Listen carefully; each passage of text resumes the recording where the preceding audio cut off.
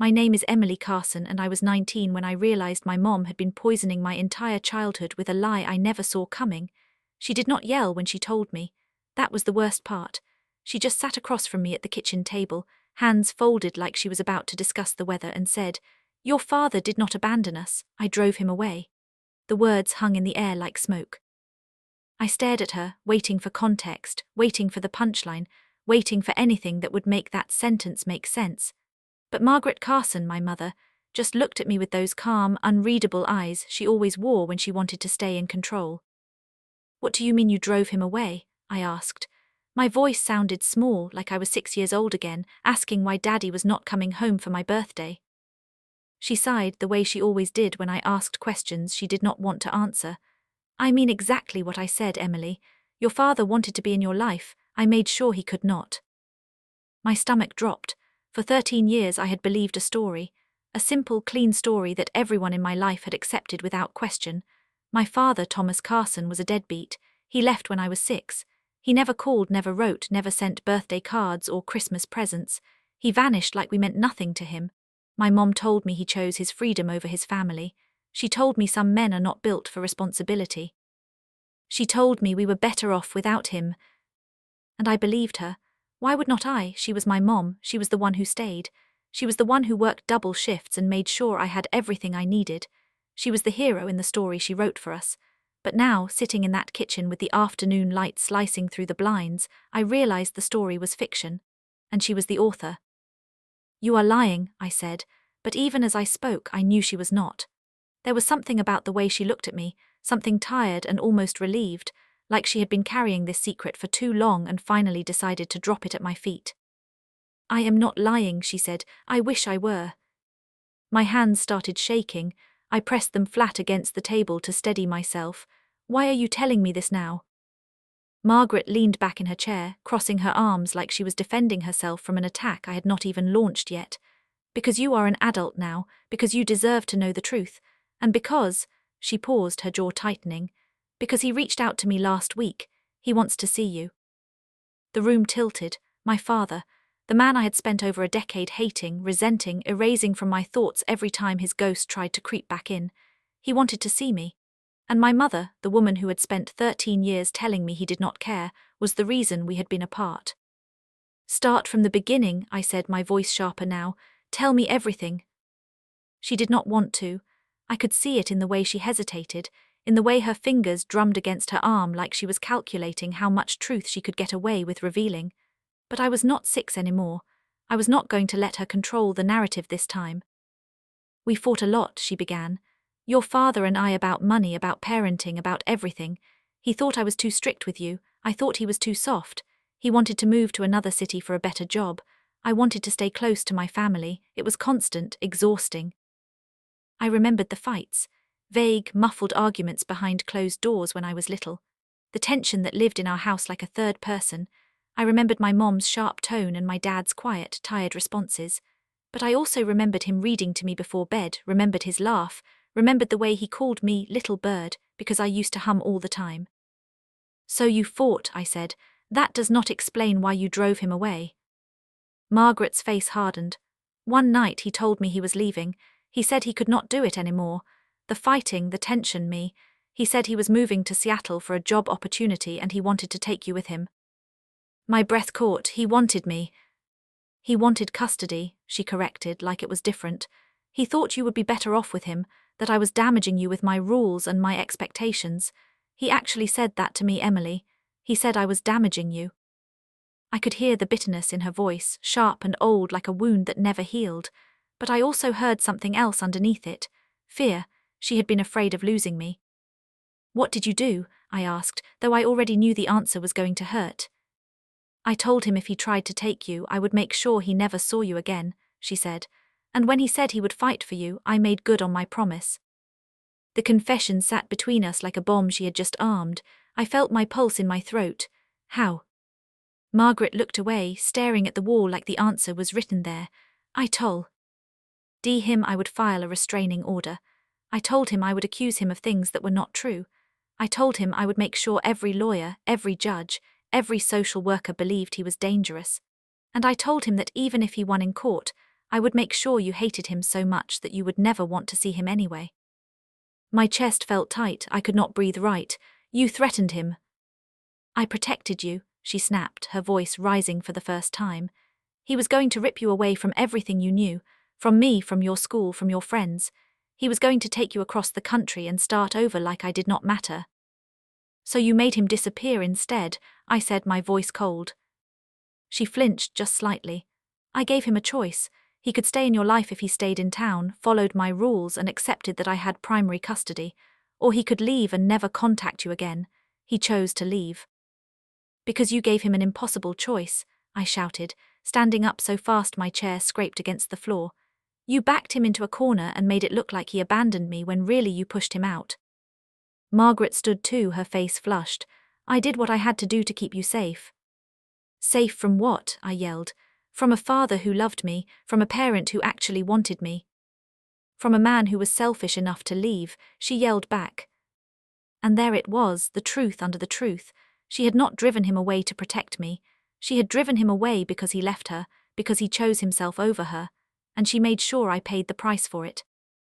I stared at her, breathing hard, my hands balled into fists. Did he ever try to contact me after he left? Margaret sat back down slowly, the fight draining out of her. A few times. He sent letters, I threw them away. He called once, maybe twice. I told him if he contacted you again, I would file the restraining order for real. Eventually he stopped trying. My knees felt weak. I sat down too, not because I wanted to be near her, but because I could not stand anymore. You stole him from me. I kept you, she said quietly, and I raised you, alone. You were not alone, I said. You could have let him help, you could have co-parented, you could have done literally anything except lie to me for 13 years. She looked at me then, really looked, and for the first time I saw something close to regret in her eyes. But it was not enough. Regret does not undo damage, it just acknowledges it. He wants to see you, she said again. I have his number. I laughed, a bitter, broken sound. And you are just going to hand it to me now, after all this?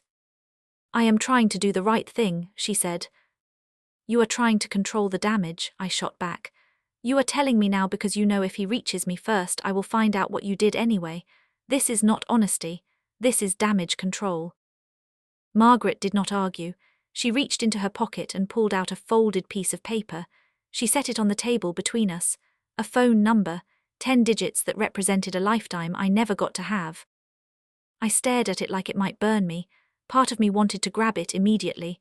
Part of me wanted to rip it up and throw it in her face, but mostly I just felt numb. I need you to leave, I said. Emily. Get out, I said, my voice shaking. Get out of this kitchen.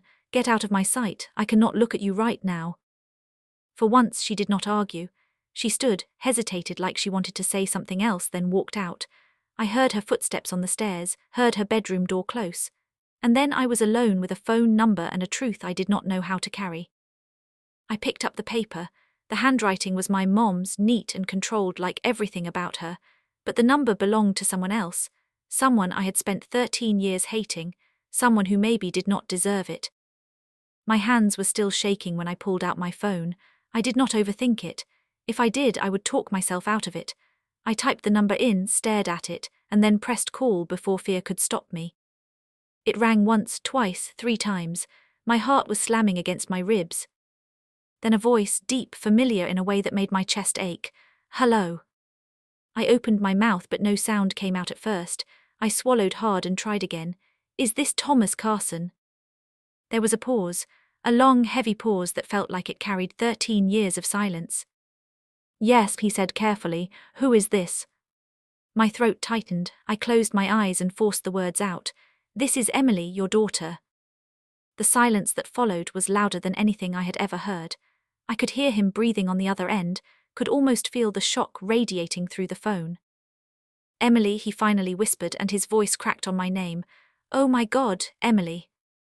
I did not know what to say, I did not know where to start, so I just said the only thing that mattered. She told me about what she did. Abo. Why you left. Another pause, then quietly. I never wanted to leave you, little bird. The nickname broke something inside me. I pressed my hand over my mouth to keep from sobbing out loud. Tears slid down my face, hot and fast, and I could not stop them. I tried, he said, his voice thick. I tried so many times to reach you, but she made it impossible. And I was scared that if I pushed too hard, she would do exactly what she threatened. I thought maybe you were better off not knowing me than knowing a version of me she would twist into a monster. I thought you did not want me, I said, my voice breaking. I thought I was not enough to make you stay. No, he said firmly. No, Emily, you were everything, you are everything. I have thought about you every single day for 13 years. I have missed every birthday, every milestone, every moment, and it has been killing me. I wiped my face with the back of my hand, trying to pull myself together. She said you want to see me. More than anything, he said. But only if you want that too. I will not push, I will not force anything. If you need time, I will wait. If you never want to see me, I will understand. But if you will let me, I would like the chance to know you again. I looked at the table at the chair where my mother had sat less than an hour ago, and I made a decision. Not for her, not because of her, for me. I want to see you, I said. 11:25. Burloom 2. We agreed to meet 3 days later at a coffee shop in the city, neutral ground where neither of us had history. Those 3 days felt like 3 years. I barely slept. I barely ate. I kept replaying my mother's confession, my father's voice, the 13 years of lies that had shaped my entire understanding of family. My mom tried to talk to me twice. Both times I walked out of the room. I was not ready to forgive, and I was not going to pretend I was. On the morning of the meeting, I stood in front of my closet for 20 minutes, paralyzed by the stupidest question. What do you wear to meet the father you have not seen since you were 6? I settled on jeans and a sweater, something that said I am trying but not trying too hard. I pulled my hair back, stared at my reflection, and saw his eyes looking back at me. I had his eyes, I always had. I just never let myself notice.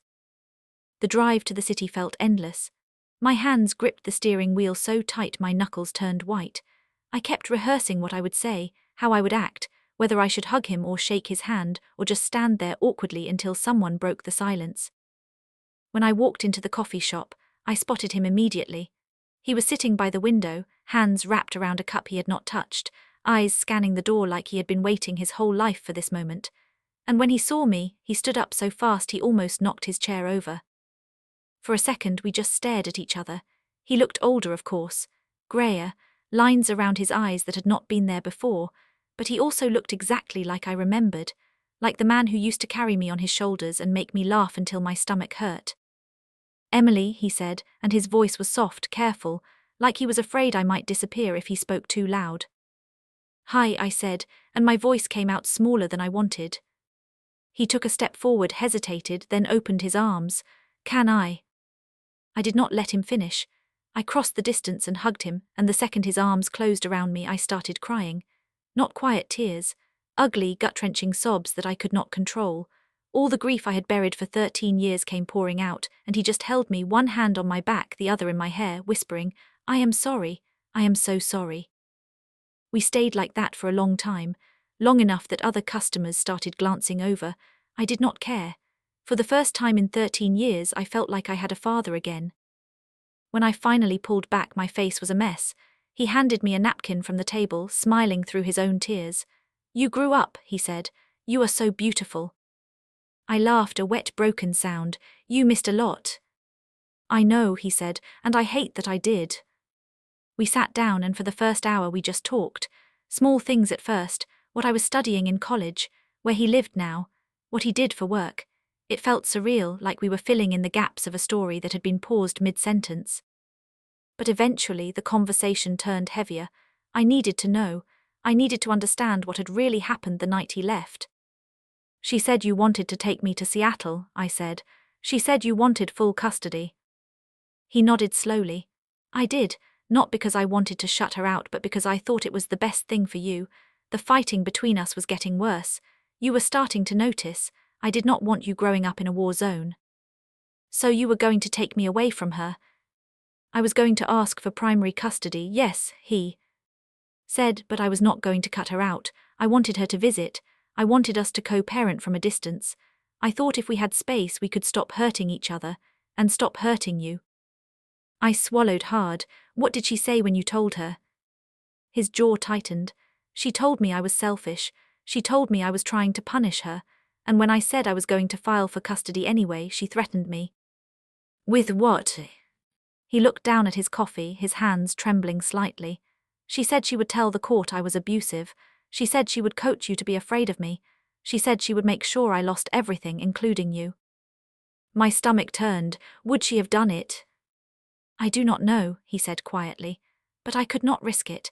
If she had gone through with it, even if I proved she was lying, the damage would have been done. You would have been caught in the middle of a legal battle that could have lasted years. And worst of all, you might have started believing her lies. So you left, I said. I left, he repeated, and I have regretted it every single day since. I wanted to be angry at him. Part of me was, he could have fought harder, he could have called a lawyer, he could have done something instead of just walking away, but the bigger part of me understood. He had been stuck between two impossible choices, and he picked the one he thought would hurt me less. I tried to reach you, he said. For the first 2 years I sent letters every month, birthday cards, Christmas presents. I called your school once pretending to be an uncle just to make sure you were okay. But your mom found out and threatened legal action, so I stopped. I convinced myself that maybe she was right. Maybe you were better off without me. I was not, I said, my voice breaking. I spent my whole childhood thinking you did not want me. Do you know what that does to a kid? His face crumpled. I am so sorry, Emily. If I could go back and do it differently, I would, but I cannot. All I can do is be here now if you will let me. I wiped my eyes again, trying to pull myself together. I want you in my life, but I do not know how to just pretend the last 13 years did not happen. Then we do not pretend, he said. We start where we are, we rebuild. It will not be easy and it will not be fast, but I am not going anywhere this time. I promise. We talked for 3 more hours. He told me about his life in Seattle. The job he took, the small apartment he lived in, the way he kept a photo of me on his desk even though it was 13 years old. I told him about school, about my friends, about the life I built in the shadow of his absence. And slowly, carefully, we started stitching the broken pieces back together. When I finally drove home that night, my chest felt lighter, not healed but less heavy. I had my father back. It was not the relationship we should have had, but it was something, and something was better than nothing. But when I walked through the front door, my mother was waiting in the living room. She stood up the second she saw me, her face tight with worry. How did it go? She asked. I looked at her, really looked, and felt a wave of anger rise up in my throat. You do not get to ask me that. Emily, I am your mother. You are the reason I did not have a father. I cut her off. You are the reason I spent 13 years believing I was not worth staying for. You are the reason I have trust issues and abandonment issues, and a hole in my life that you created. Her face paled. I did what I thought was right. No, I said. You did what was easiest for you. You did not want to share me. You did not want to co-parent. You did not want to admit that maybe, just maybe, he was a good father and you were the one making things hard. That is not fair, she said, her voice rising. None of this is fair, I shouted. You stole my childhood with him, you lied to me for over a decade, and now you want me to what? Forgive you? Thank you for finally telling the truth. She took a step toward me, hands raised like she wanted to reach for me. I was scared, Emily. I was scared of losing you. So you made sure I lost him instead, I said. My voice was cold now, steady. You were selfish, and you are still being selfish by acting like you are the victim here. Tears filled her eyes. I love you. I know, I said, but love is not enough when it comes with lies and manipulation and control. Love is supposed to make people feel safe. You made me feel like I was not worth fighting for. I fought for you every single day, she said. You fought against him, I corrected. Not for me, there is a difference. The silence that followed was suffocating. She stared at me like I had just become a stranger. Maybe I had. Maybe the daughter she thought she controlled was finally gone. I am moving out, I said. Her face went white. What? I am moving out, I repeated. I am getting an apartment near campus. I am going to spend time with my dad, and I am going to figure out who I am without you telling me. Emily, please. I am not cutting you off, I said, softer now, but I need space. I need time to process this, and I need to build a relationship with him without you standing in the way. She sank back down onto the couch, her hands shaking. I am sorry, she whispered. I am so sorry. I know, I said, but sorry does not fix this. Time might, space might, but right now I need you to let me go. I turned and walked upstairs to my room. I started packing that night. Clothes, books, the things that mattered. My mom did not try to stop me. She just sat downstairs in the dark, crying quietly, finally facing the consequences of the choices she made 13 years ago. 2 weeks later, I moved into a small apartment with a roommate I barely knew. My dad helped me carry boxes up 3 flights of stairs. We ordered pizza and sat on the floor because I did not have furniture yet, and he told me stories about when I was little. Stories I had forgotten, stories my mom never told me. And for the first time in my life, I felt like I was exactly where I was supposed to be. My mom and I talk now, but it is different. Careful, there are boundaries I never had before. She does not get to control my relationship with my dad. She does not get to rewrite history.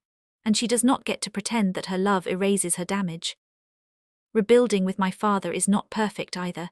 There are moments when the gap of 13 years feels impossible to cross. There are things I wish he had done differently, but we are trying, and that is more than I ever thought I would have. If you were me, would you forgive the parent who lied to protect themselves, or hold on to the anger they earned?